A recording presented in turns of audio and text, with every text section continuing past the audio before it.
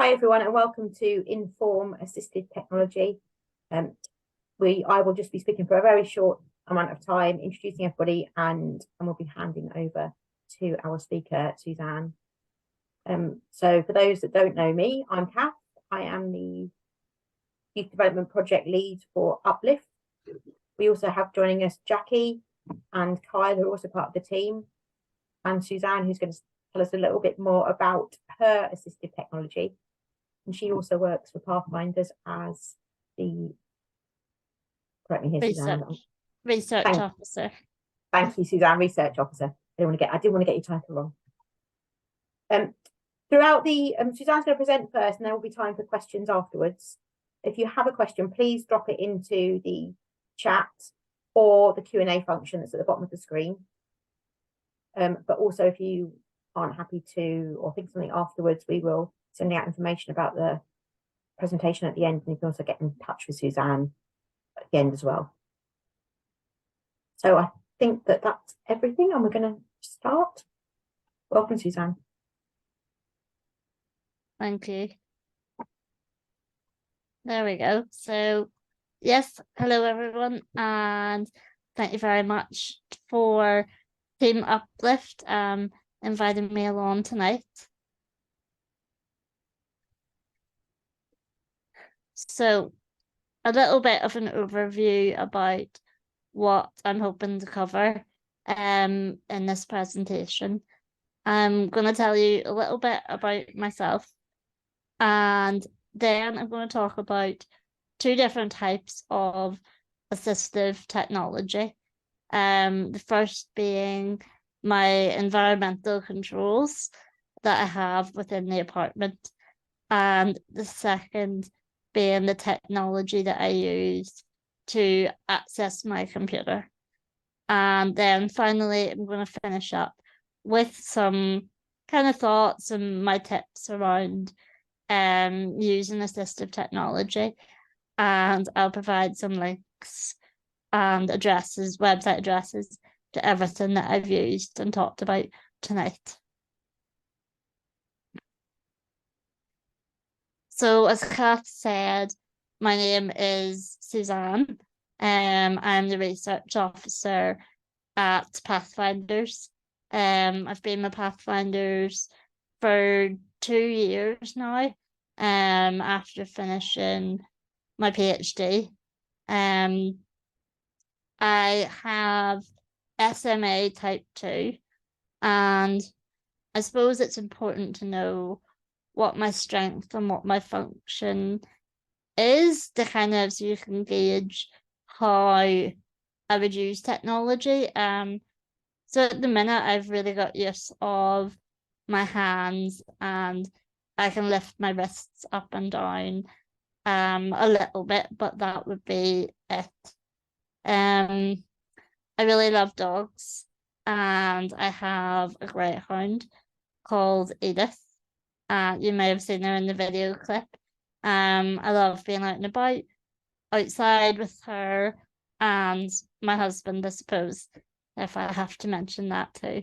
I'm joking. I really love tea, and I will tell you a little bit about how important tea is later in the presentation. So environmental controls. You can probably find a better definition elsewhere, but this is, I suppose, what they mean to me. And I believe that they are any kind of device that enables me or someone else to carry out an action that they wouldn't be able to do if they didn't have the technology. So I'm going to provide loads of examples as we go through and what those actions are. Why do we need them? I think the really important argument for me here is that we have them for independence and choice and autonomy. I have a 24-hour care package, so there's always someone around, but for me, environmental controls is being able to do things without having to ask another person for help, and being able to do things in private, I suppose. And yeah, and that kind of feeling of doing something for yourself is a really empowering and important feeling to me. So how do we get them? Well, look at this. As we all know, everything in the disability world can be very expensive, very long waiting lists, and difficult to convince people that you want or need something. So I'm going to share some of my experiences around that. So first of all, my environmental controls is all centered around Amazon Alexa. I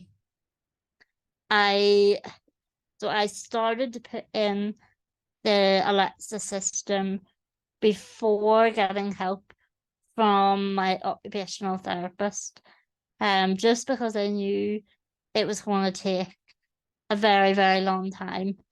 And I was aware that the company that do the work in our local trust, in our health service, they generally installed Alexa devices. So I was kind of preempting that I would get Alexa from the health service, but I wanted to get a start, maybe because I'm a little bit impatient. So I'd done all the things that were affordable to me at that time. So I bought 3 Alexa devices. I live in quite a small apartment, so 3 is more than enough. And I bought my light bulbs, and we'll talk about them a little bit later. I also chose Alexa because I knew it was movable.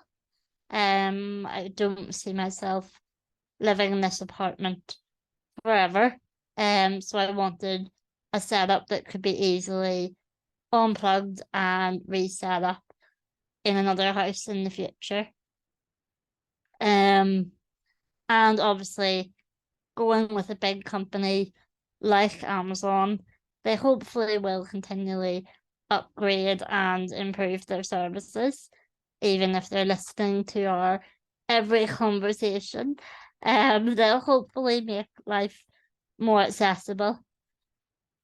I also really love Amazon Alexa, and I know other devices would do this too, but other parts of independence, like writing a shopping list or creating reminders, it gives me the independence to say, I need to get soap, I need to get gravy granules, without having to say to someone, can you write down I need soap for my shopping next week?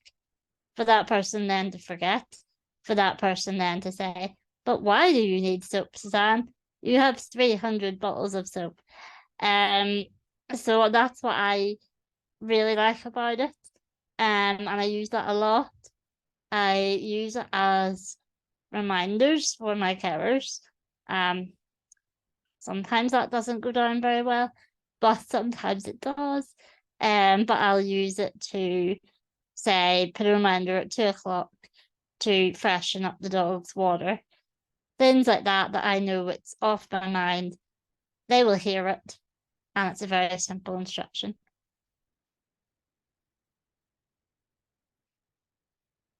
So with the Amazon Alexa, I use what's called the TP-Link plugs. So they can be used with or without Alexa, and you can plug any device into them that would come on if you just flick the switch on. Hopefully that makes sense. So a device like a lamp, that the on switch on the lamp can be left on. And then you connect your Amazon Alexa to that plug, and the plug then turns on with the command. So I use them for lamps, as I said, fans, but they have to be left on the on position and the right setting.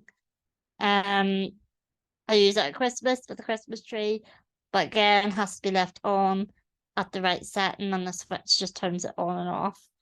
And I use it for settings and timers. I don't use that a lot as I seem to be home a lot, but it is handy for turning the lights on in the morning to start waking me up a little bit. Um, these are relatively inexpensive, in around £20 per plug, which is a lot, yes, but being able to turn on and off a lamp when you want to go to sleep is invaluable. And you can also just quickly add, you can also use them without the like Alexa. Having an Alexa, you can just use the TP Link app, but not via voice, just via your phone.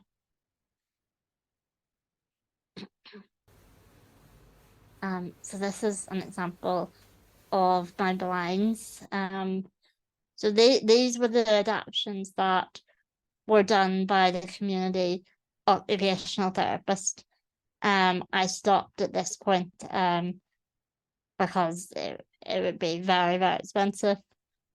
And it requires a bit more of an expert to put them in. So yeah, I can do all of my blinds. And again, my argument for that, because unfortunately things normally boil down to arguments with the health service, was that I wanted to be able to open and close my blinds so I could see the TV, see the computer, if I'm in bed and I'm finished all getting my personal care. Maybe I want to just sit and look out the window while I'm relaxing, and then put it down when I want to go to sleep.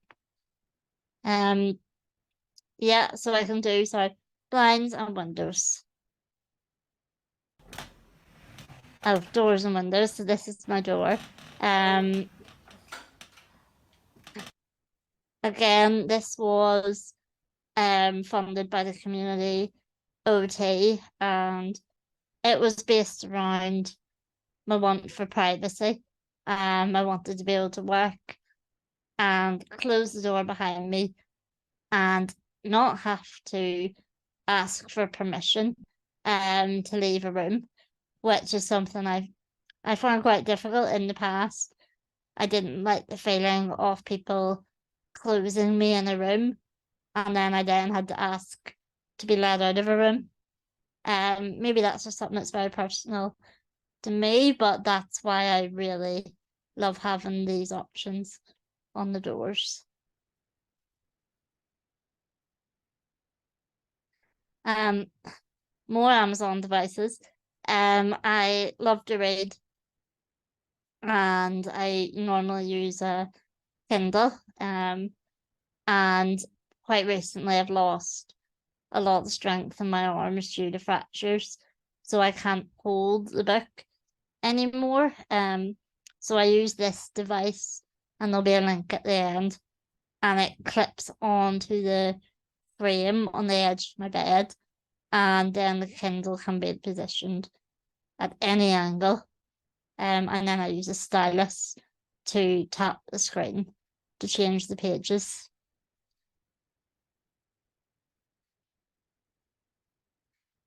Okay, so this is how I operate all the light bulbs in the apartment. So this was probably the most like costly part. I use Philips light bulbs. But you also need a bridge, as they call it, which is like a link that works between Alexa and the light bulbs. It's quite fiddly to set up, because you have to connect each light bulb to this bridge. but once it's set up, it's been fine. I've had the same light bulbs now for nearly 5 years, and I haven't had to replace any light bulbs, touch wood. And so each light bulb I think was in around £20. But I think they used to come with a 10-year guarantee.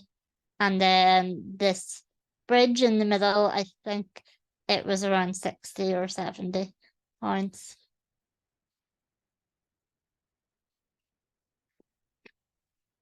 So before we move on to the access and the computer, I've done a little bit of research around how people decide what environmental controls and assistive technology actually works for them. And I definitely went through a lot of these thoughts of what I want it to do.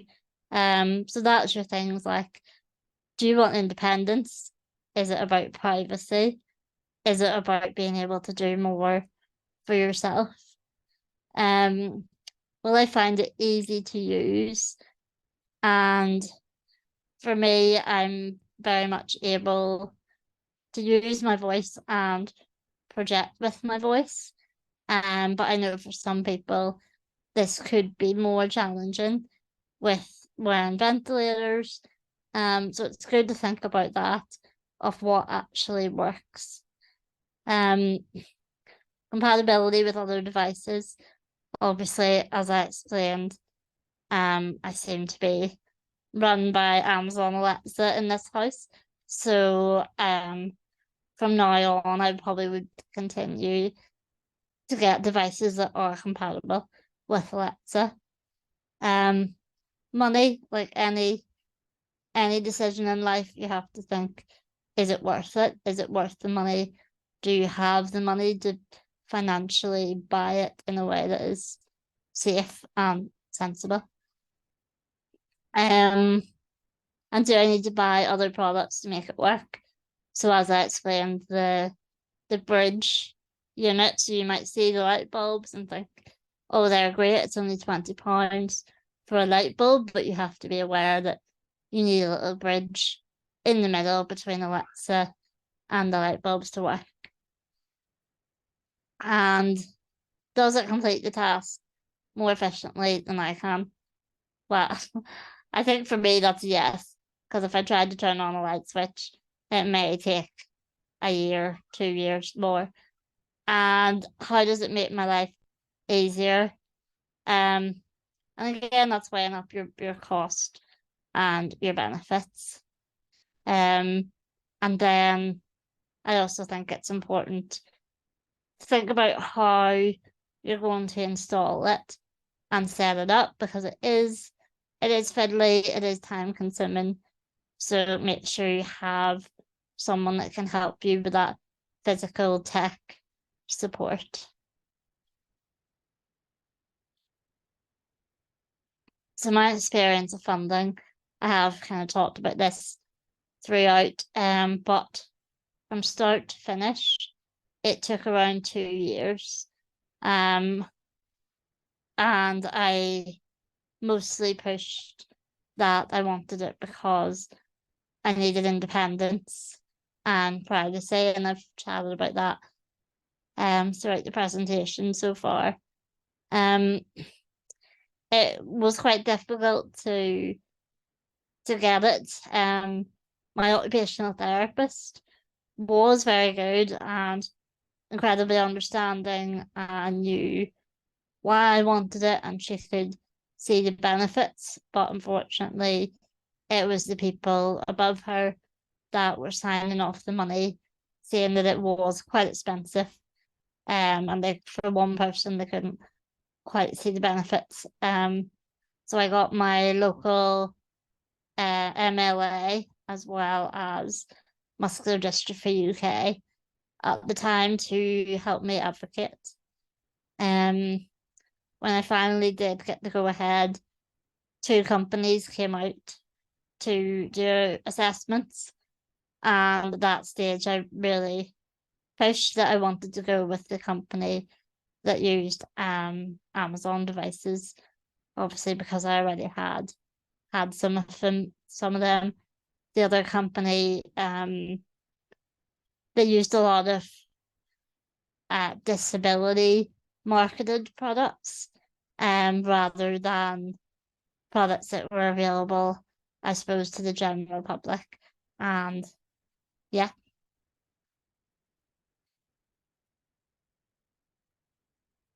Okay. So the final part of this is about my assistive technology that I use to access the computer. I probably had access to this kind of technology since I was in primary school. I'm now 30.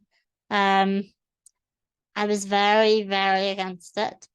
I enjoyed typing. I could type without any.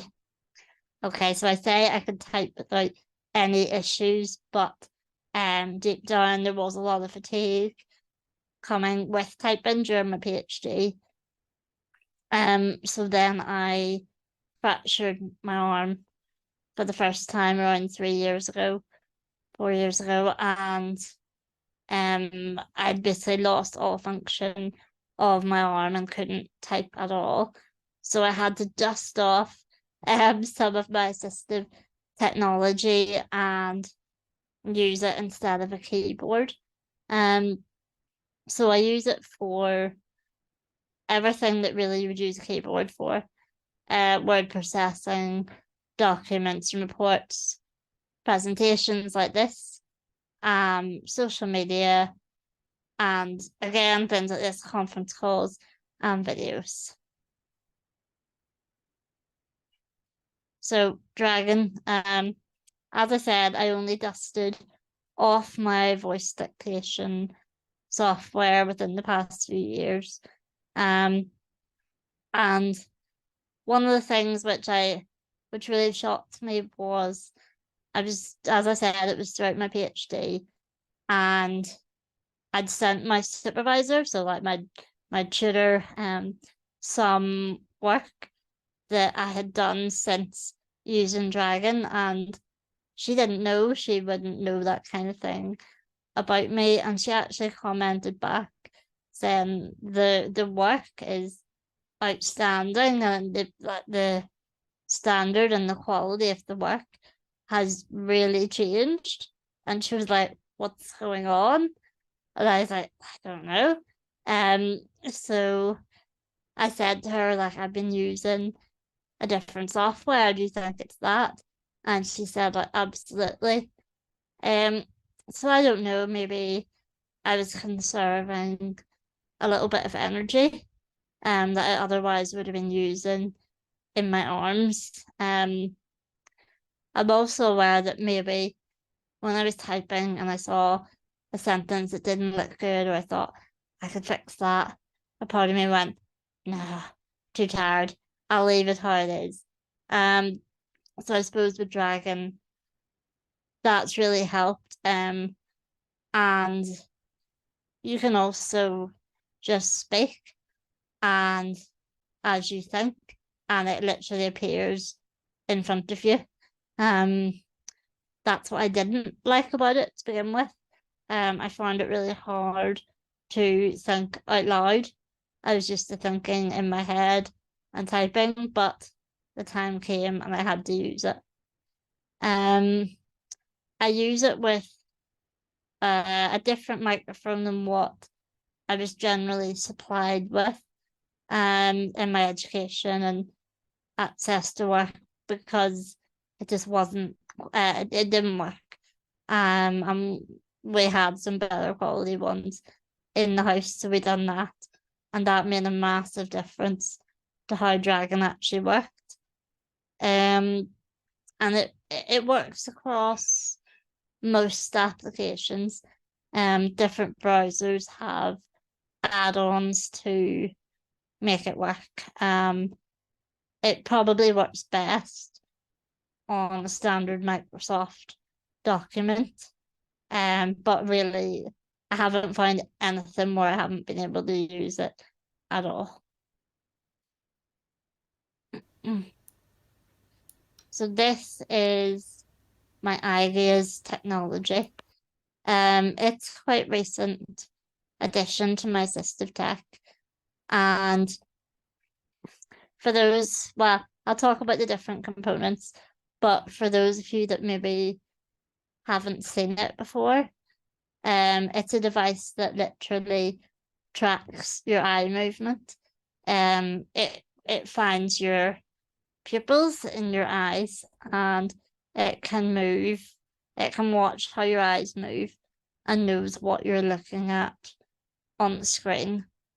Again, I was very, very hesitant to use it. A lot of that was down to that feeling of defeat and giving in to something that I could do. But then I fractured my arm again and I lost even more movement the second time, and I was finding it really painful and difficult to use the mouse.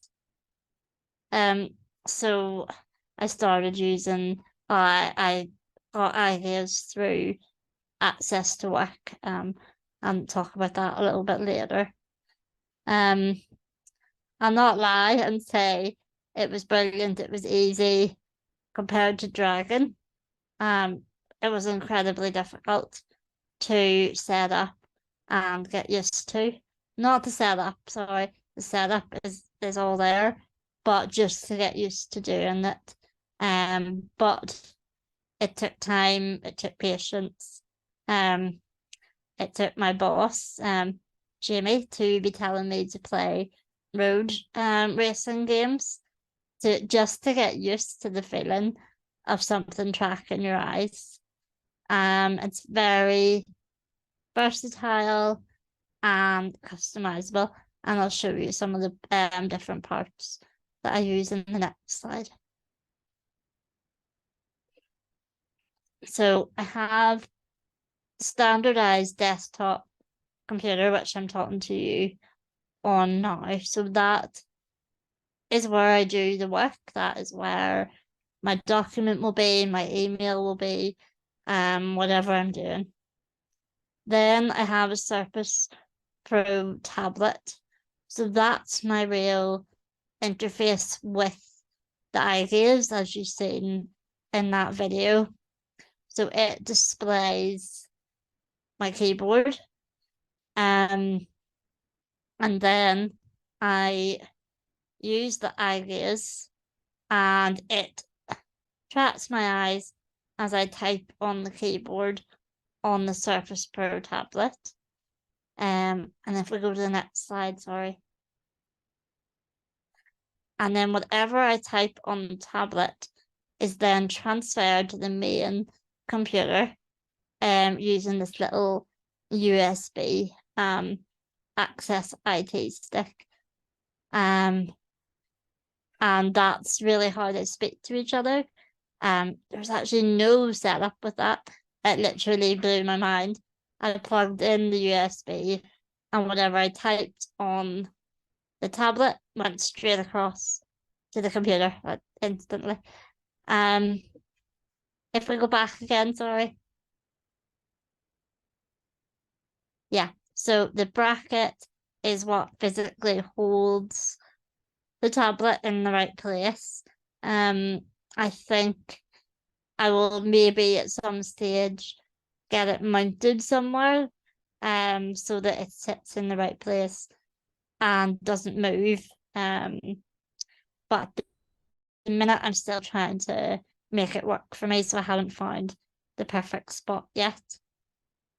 So that's all of those bits.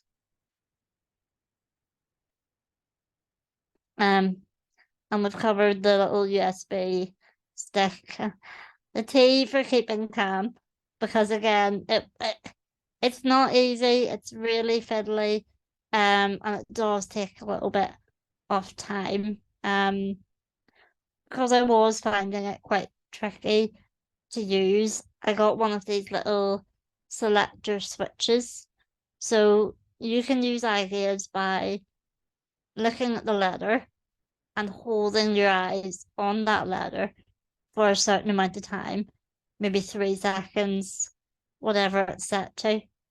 Or you can use a switch like this, and that allows you to look at something and click right away.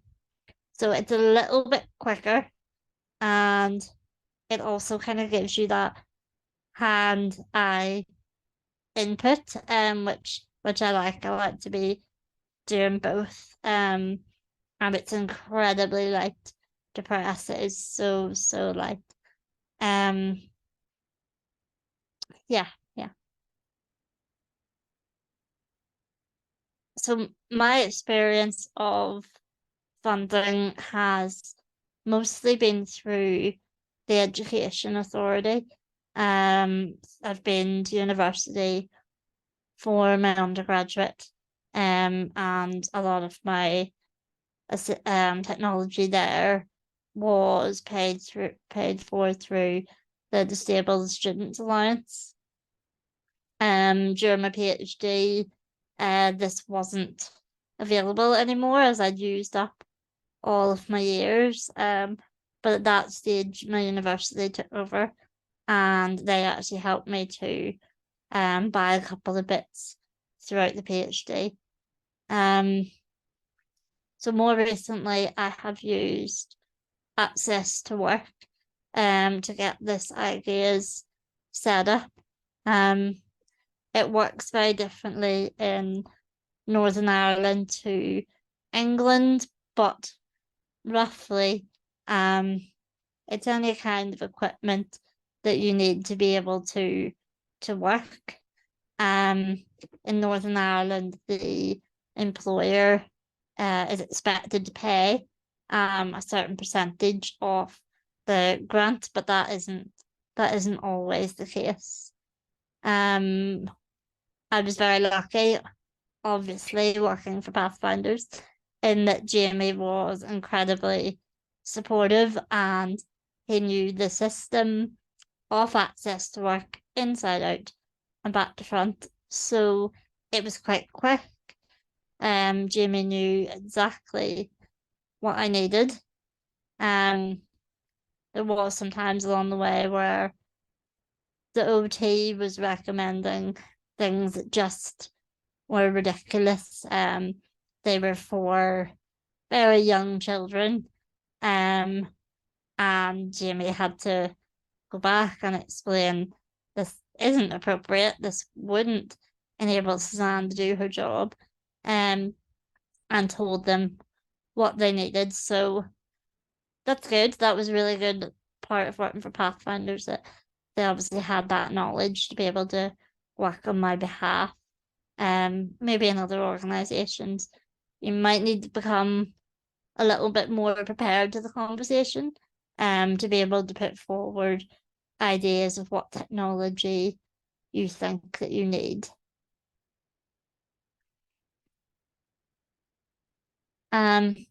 So these are my kind of last tips and tricks. And I obviously wanted to say that, remember, this is just my experience, and you might have completely different thoughts and ideas around it. So it's good to investigate and do your own research on what technology you might want and how you might go around getting it. I think it's really important to get it earlier, earlier than maybe you definitely need it. For example, in my experience with the Dragon software, I already had it. I wasn't using it, but I was aware of it. I knew how to work it. So when the time came, I just had to start it up again and get used to it. Maybe when there's those subtle signs, like myself noticing that I was getting tired, noticing that I was avoiding doing certain things. Maybe those are subtle signs to look out for, that you might need some help, and it maybe is time to embrace a bit of technology. As I said throughout this it does take time. Nothing happens quickly, and you do have to be persistent. In my experience, it's slow, and you need to push, and you need to push, for those real fundamental things like independence, privacy, choice, control, and finally, it's important to ask around, and see what sources of funding are available before you might either spend money or go down a route that's too difficult or too time consuming. There could be local charities in your area, and there could be different local services available in your area as well.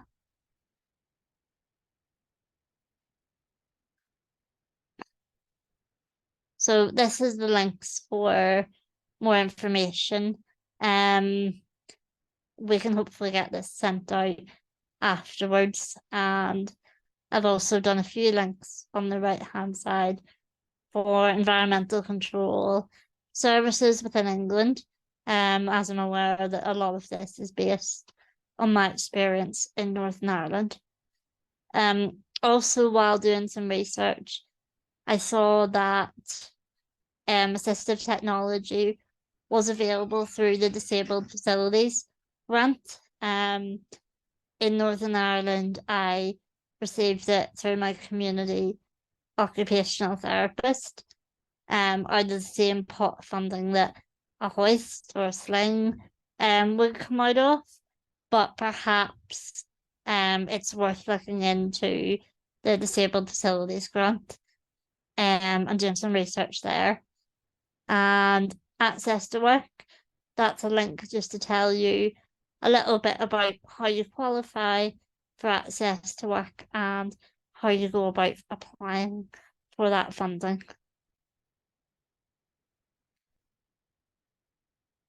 And we have some very breaking news that I only got told this afternoon. Soon you will be able to borrow an ideas system from Pathfinders, which I think is an excellent, amazing opportunity, because it will give people the chance to say, I've tried this, it works for me. I was able to write this email using my eyes only. I didn't have to speak. So as far as I know, you will be able to rent the ideas for 4 to 6 weeks, just covering costs for postage and insurance of the equipment. That's all I know at the minute. But I've been told just to say to contact the info at pathfindersalliance.org.uk if you want more information. And hopefully, as things get set up, there'll be more on social media about that. So yeah, that is everything from me tonight. I hope it was helpful, and you get something from it. Thanks, Suzanne. So we're going to move on to our Q&A.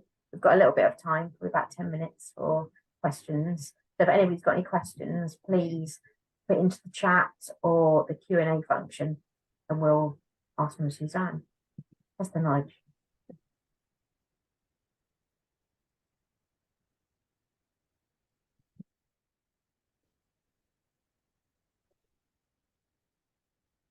Okay, Jackie's asking, Suzanne, what is your favourite piece of equipment? You listed lots, so what's your favourite piece? Oh, probably Dragon. The one I hated the most for 20 years of my life. I think it just saves me so much time and energy, and once you get used to it, it's amazing. Sometimes it really tickles me because I know I've said something quite mumbly and quite unclear, especially if I'm tired or out of breath, and it picks it up, and I'm like, oh, how did you do that? So obviously it really gets to know you. It's really intelligent. Um, I have noticed though that sometimes I talk with this half Northern Ireland, half English accent because there's certain words probably you've all heard tonight that come out very Northern Ireland, and I have to like switch it up for a little bit of an English accent. But I get so used to it, I don't even notice I'm doing it now. Okay, I've just been informed that chat's disabled. We're sorry about that. You can ask questions in Q&A. We have got 4 questions, Dan. So I'll try and we'll try and get through everybody's. Carla is saying hello, and we did talk about this beforehand, but I'm going to repeat it for you, Suzanne. Did you have to turn off Alexa in order to do this presentation? I did. It was an extremely last minute thing. And I was like, oh, bloody Alexa now, to Colin. So yeah, I had to. So we had to work out how to get the blinds done for the lighting for the camera as well beforehand without Alexa. Yeah. Which involved me just screaming from the office to try and get Colin. So yeah. Aidan said that he uses Alexa to play music on Spotify. Yeah, it's so good. I use Alexa to turn the light off before I go to sleep, which I've never done in my 40 plus years. Been able to turn the light off before I go to sleep, so it's really good. Sarah, oh, she's just told the chat's disabled, sorry. Not a question for you, Suzanne. Kate, would you say your typing speed has gone up with the eye gaze? Compared to speech dictation, no, I'm not gonna lie. It's quicker, definitely using speech. But I think that's just something that I need to work with. You can also program the eye gaze to do like phrases. And I was able to see Jamie's like collection of phrases, and it was things like "yeah, sure" or "I hope this email finds you well." So I suppose if you have all of those things ready to go, it would save a lot of time. We've also got when you mention community occupational therapist, is that a person employed by your local council social care department? Yes. That's the same OT that does all of my equipment. I've got a separate one on my wheelchair, but yeah, it's the NHS occupational therapist. Aidan's asking what eye gaze you use. Is there a specific type?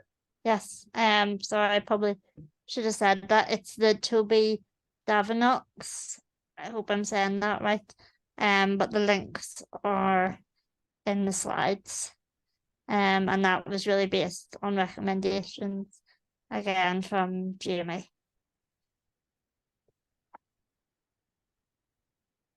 So Carla's also asked, if money was no object, is there any piece of assistive tech that you would like? Good Ooh. question. Yes, I would really like one of the light bulbs for the bedroom. So all of the light bulbs I have are the dangly light bulbs, like a ordinary hang down light bulb. But because of the overhead hoist, I can't have that in the bedroom. So I just have an ordinary big light, as they say, and I can only use lamps in the bedroom. So I'd love the big light to be voice controlled, and it is possible. But I think it's quite expensive, and the OT just drew a line at that. And I wasn't getting that. So yeah, I'd probably like that. I also forgot to add earlier that my heating is controlled by Alexa.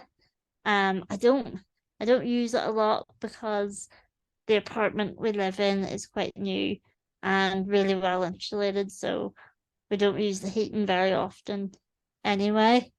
But it is handy, and it's that security feeling too. If you wake up during the night and you were freezing cold, you know that you could turn the heating on. Just adding to that, Suzanne, I too have got a light that I can't have Alexa attached to because it's got a ceiling hoist above it, below it. But my friend, who is my tech expert, does inform me that you can have you can use Alexa to control the light switch, so you can have an electrician wiring a switch instead, Oh, which probably would do the same job, but isn't movable, so it stays in the home. yeah, So it might be worth looking into that. I'm not yeah, sure if that's still correct, but I will find out. brilliant. So Bobby has also said that TP link bulbs are also good. Okay. Yeah, I haven't tried those. Just at the time I used the Philips ones, but the TP-Link switches or plugs are really good. And Sarah has asked, she said, sorry if it's been covered already. I don't think it has, Sarah. Did you notice your eyes felt strange or felt tired to start with when you started using the eye gaze? Yeah. I did have some headaches and stuff, which I would be really prone to anyway. So it was just like any kind of exercise. I just had to build it up really slowly. Doing a few minutes each day. Doing my rally driving as recommended by Jamie, and just really slowly getting used to it. I got Colin, my husband, to try it one time, and it totally freaked him out. He was like, "It's following me." Like, yes, it is. So I suppose for some people, it would be hard to get used to as well. Okay, I've got another question. I was thinking this as well, but I didn't want to pick on Suzanne's slides because she put a long time on them. But you mentioned MLA on one of your slides. What does that stand for? Oh, here goes the test of my Northern Ireland political knowledge. Member of local assembly. So I don't know what they call them in England. Is that like your Politicians. local MP?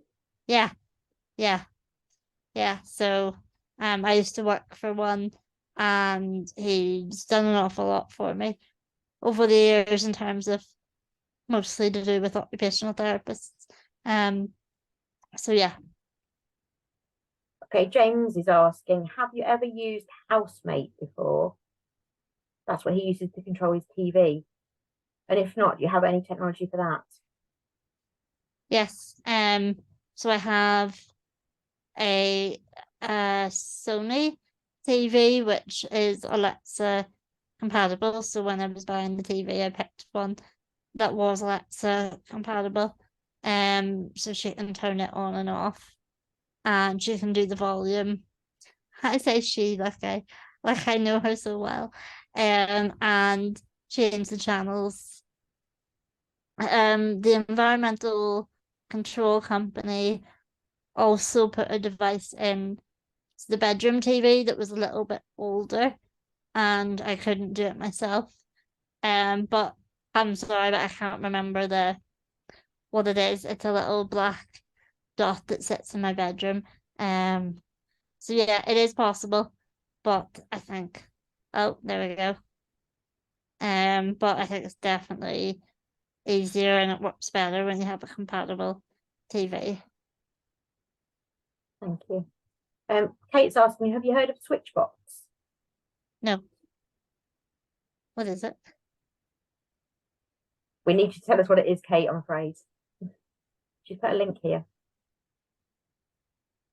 While we're waiting for you to tell us what it is, Kate, Aidan says, how can you go about getting an automatic door for a bedroom? And that he also uses hive bulbs. So that was done through the OT. I asked for my bedroom, kitchen, and office to have the doors. From doing my little bit of research, I've seen that was done through the disabled facilities grant.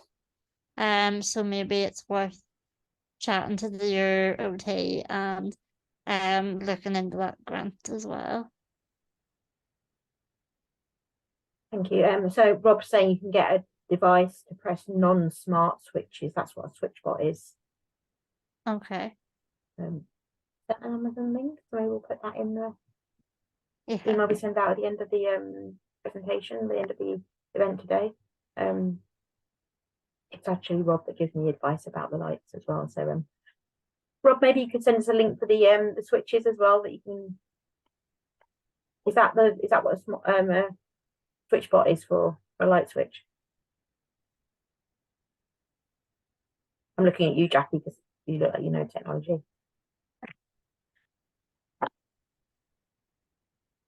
From my very quick look at the link that Kate sent, I think SwitchBot does a variety of things around you. So things like your home smart hub, Wi-Fi, temperature, smart buttons, a whole bunch of stuff. So Kate said they are little robots that are Bluetooth connected to an app on your phone. If you get the hub, you can link them with Alexa. You can use it to press any button. Oh, there you go. Thanks, Kate. We've got one last question before we finish. And that's from Kyle. What are your thoughts on assistive technology being incorporated in newly built homes, removing the cost and funding concerns for many disabled people? I suppose that would be the dream, wouldn't it, really? And it became like a really normal part of everyday life. And that everyone was able to use it, not just people with disabilities. So yeah, that'd be amazing. Sorry, I was wrong. That wasn't the last question. There's one more Oh, I missed. So Jackie said, what advice would a good last question this. What advice would you give to someone who knows they need assistive technology but might be afraid? I suppose you aren't going to know until you try.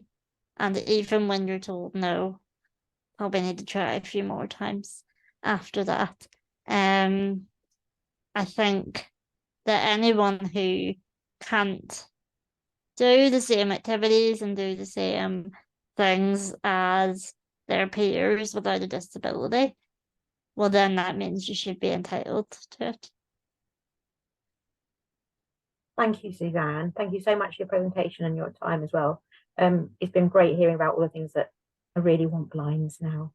Because you can see there's a bright light on one side of my face. I can't do anything about that. And I'm thinking I would really like to be able to do that. I never thought I wanted to before. But now I really want to.